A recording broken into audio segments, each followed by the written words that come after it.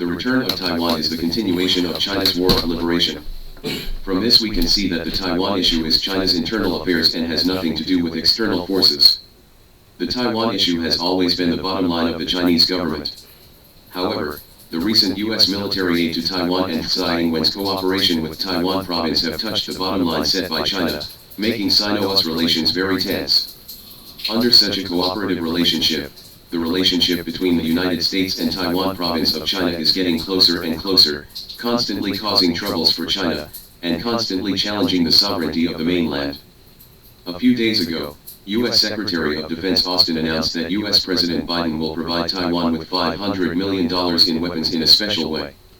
The Chinese government believes that the U.S. Special Police conducted military exercises in the Taiwan Strait in Taipei and used the presidential privilege to assist the Taiwan Island issue, which has touched the bottom line set by the Chinese government.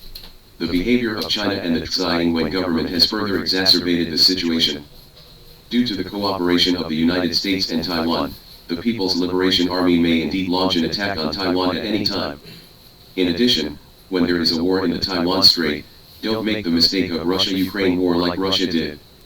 Once a war starts, the People's Liberation Army must make a quick decision, with the awareness that war is the last battle.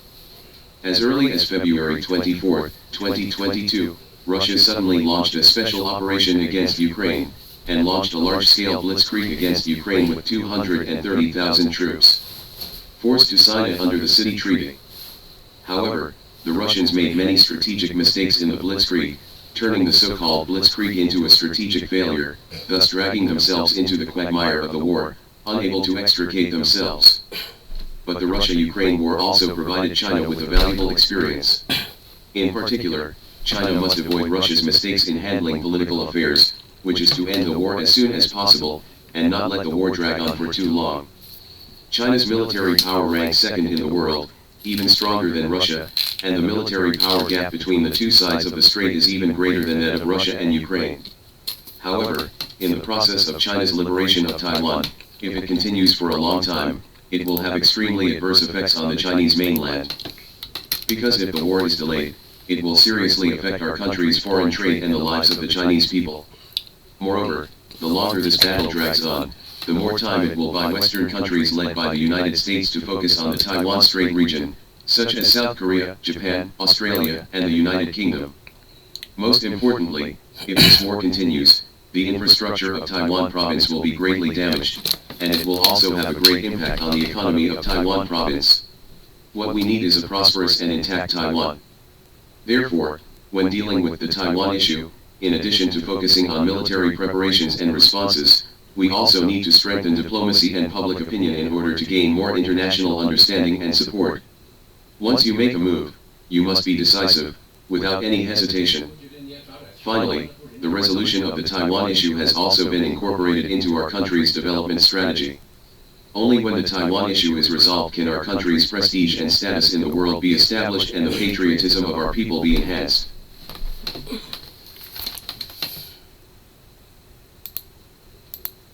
After the end of World War II, people all over the world are looking forward to the world going to peace and returning to normal life.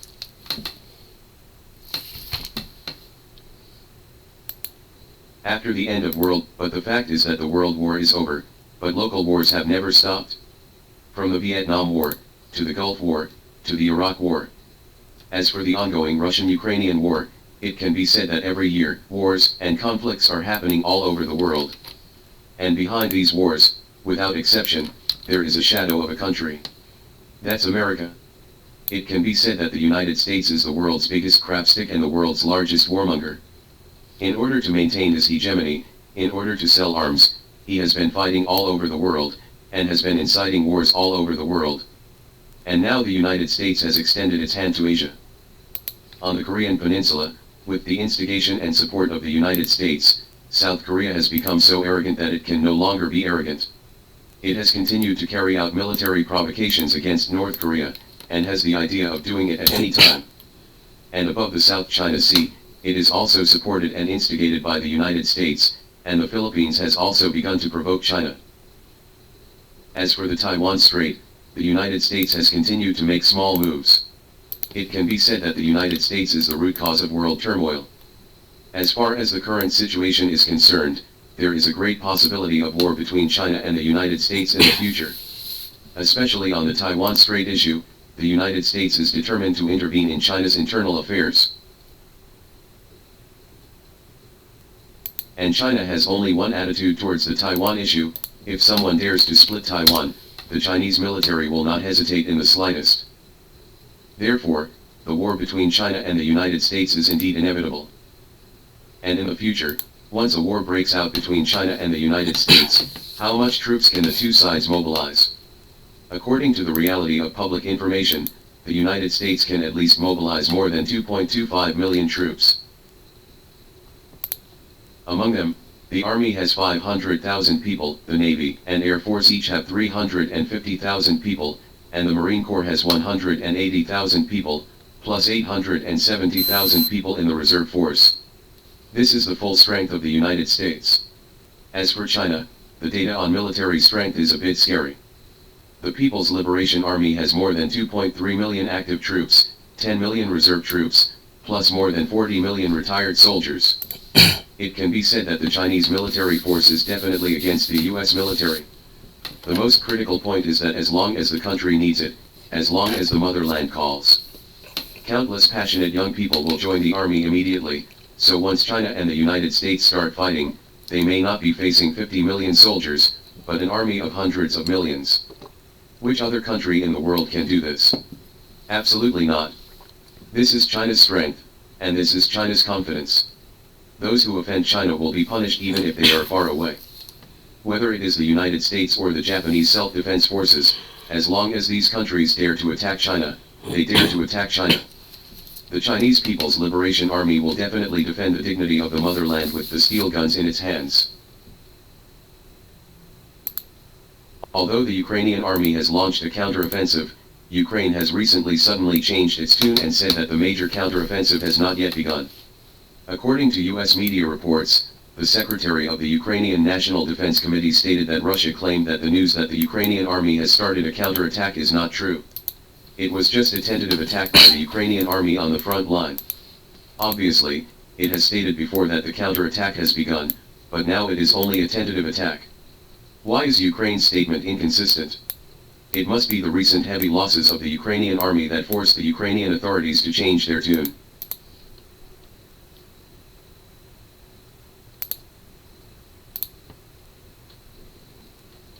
Although the Ukrainian army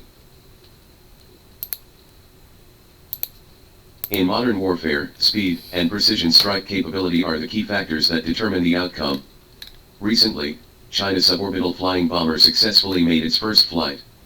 The speed of this weapon system has reached an astonishing 20 times the speed of sound, and it can fly to any corner of the world in just 1 hour. This major breakthrough not only enhances the strategic strike capability of the Chinese Air Force, but also changes the existing rules of war and provides strong support for maintaining national security and world peace. Ultra-high speed, 20 times the speed of sound, reaching the world within 1 hour. The biggest feature of China's suborbital flying bomber is its amazing speed. It is reported that the speed of the weapon system can reach 20 times the speed of sound, which means that it can reach any place on the Earth within 1 hour. This ultra-high speed provides the Chinese Air Force with unprecedented rapid response capabilities, enabling the Chinese Air Force to quickly launch strategic strikes and effectively defend national interests when faced with emergencies. In modern warfare, speed is often the key factor in determining victory or defeat. A suborbital flying bomber with ultra-high speed can quickly pass through the enemy's air defense system and carry out precise strikes on important enemy targets.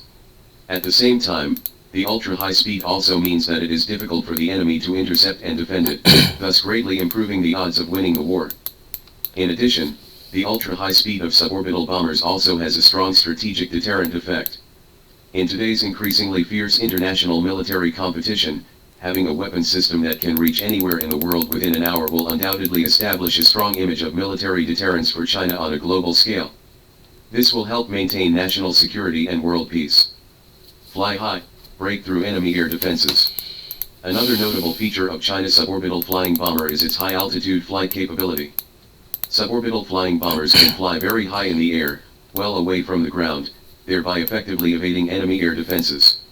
This feature makes suborbital bombers have strong survivability and penetration capabilities, and can play a key role on the battlefield. In modern warfare, the enemy's air defense system is often the biggest obstacle facing the attacker. Traditional bombers are easily detected and intercepted by enemy air defense systems due to their low flying altitudes. However, the high-altitude capabilities of suborbital flying bombers allow them to operate outside the detection range of enemy air defenses, greatly reducing the risk of detection and interception. High-altitude flight also provides better observation and strike conditions for suborbital flying bombers. During high-altitude flight, suborbital bombers can use their advanced reconnaissance equipment to accurately identify and locate ground targets. At the same time, high-altitude flight can also reduce the impact of ground weather conditions on bomber operations and improve strike accuracy. The high-altitude flight capabilities of China's suborbital bombers give them strong defense penetration and survivability capabilities and can play a key role on the battlefield. This feature will not only help to enhance the strategic strike capability of the Chinese Air Force, but will also change the existing rules of war and provide strong support for maintaining national security and world peace. High survivability, stealth technology, reducing the probability of being discovered. Another significant advantage of China's suborbital flying bombers is their high survivability. By adopting advanced stealth technology, suborbital flying bombers can operate covertly within the range of enemy radar monitoring, greatly reducing the probability of being discovered and intercepted, thereby improving battlefield survivability. In modern warfare, stealth technology is a key factor in improving the survivability of weapons systems. Suborbital flying bombers with stealth technology can effectively evade enemy radar monitoring when performing missions, making it difficult for the enemy to detect its existence.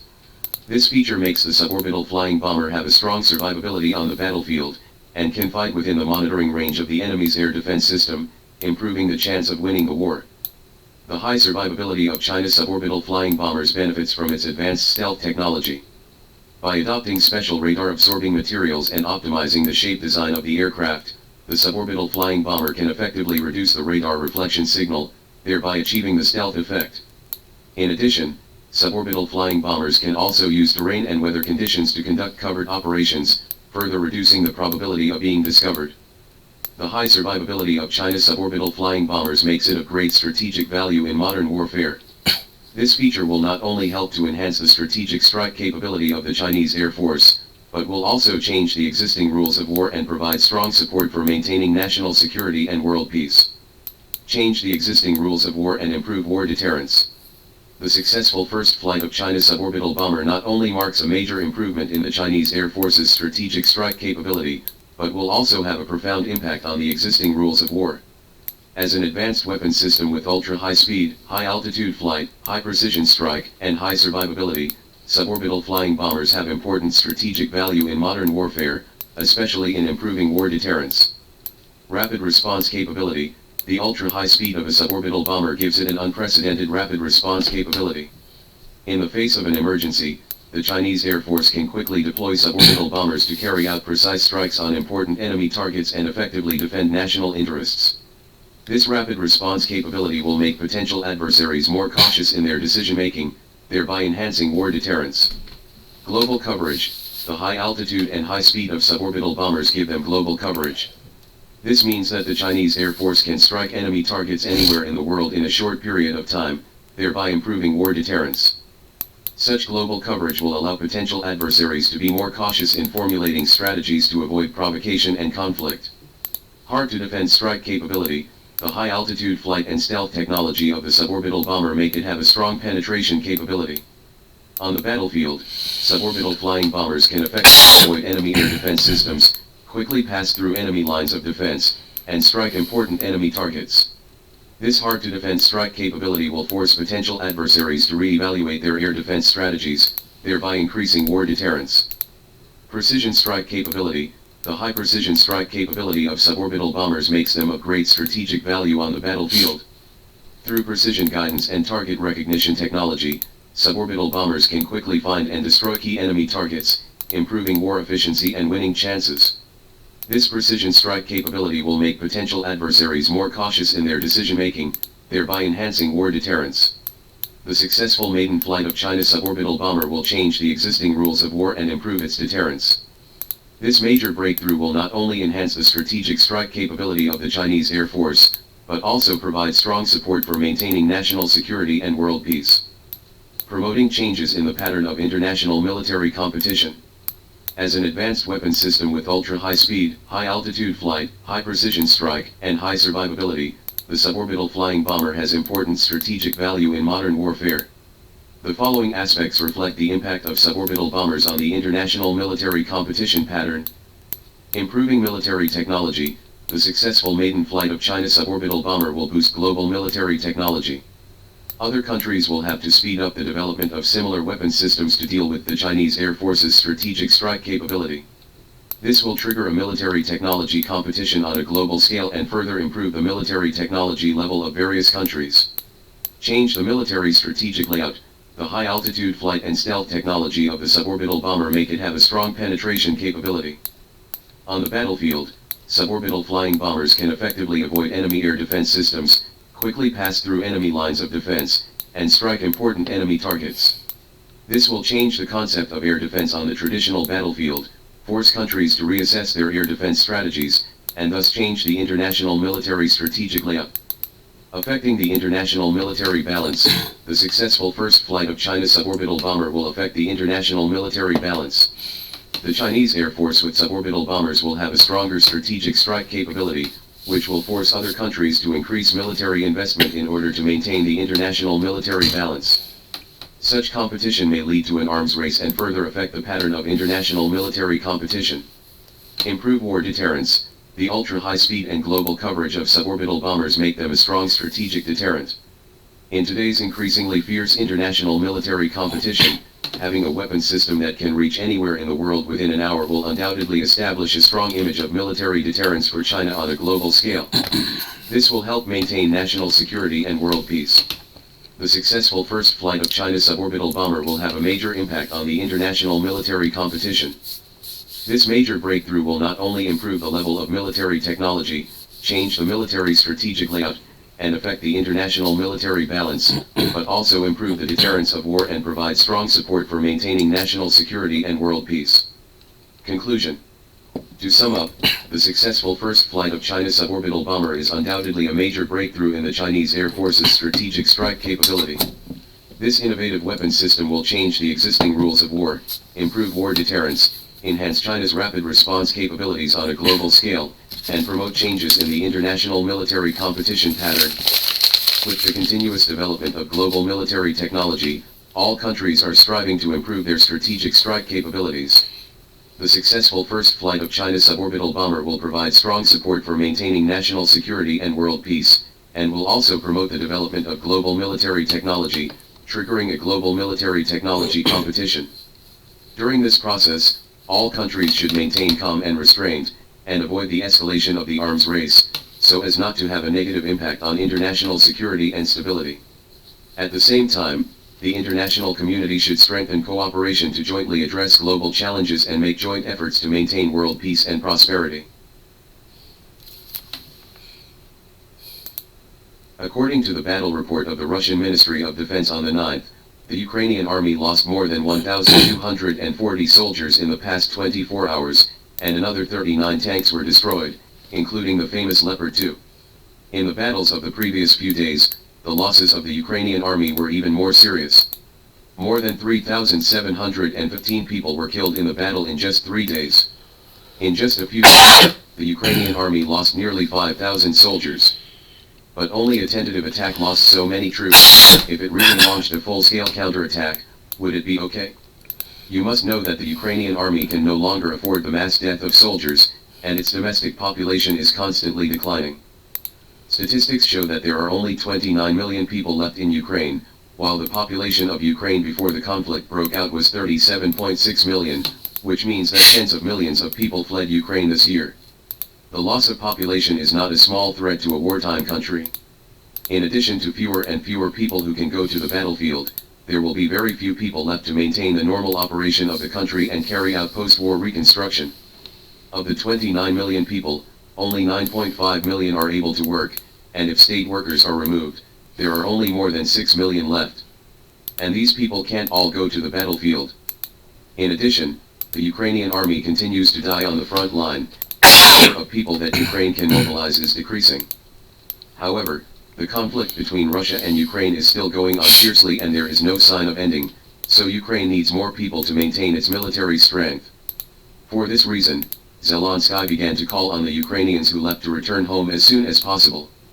If tens of millions of Ukrainians who escaped can return to their homeland, then Ukraine will not only have enough population to join the army, but also continue to develop its economy to confront Russia. But will those who left be willing to return to Ukraine? According to EU data, only about 33% of Ukrainian refugees in the EU are willing to return home, and the rest prefer to stay in more developed European countries that are not plagued by war. Moreover, these Ukrainians who fled deeply understand that if they return to their country at this time, they will only be sent to the battlefield, and then they will die in battle within a few days, so there must be very few people who are willing to return to their country. Instead of calling for more Ukrainians to return home, Zelensky should find a way to end the conflict as soon as possible. If the war can calm down, these people will naturally return home.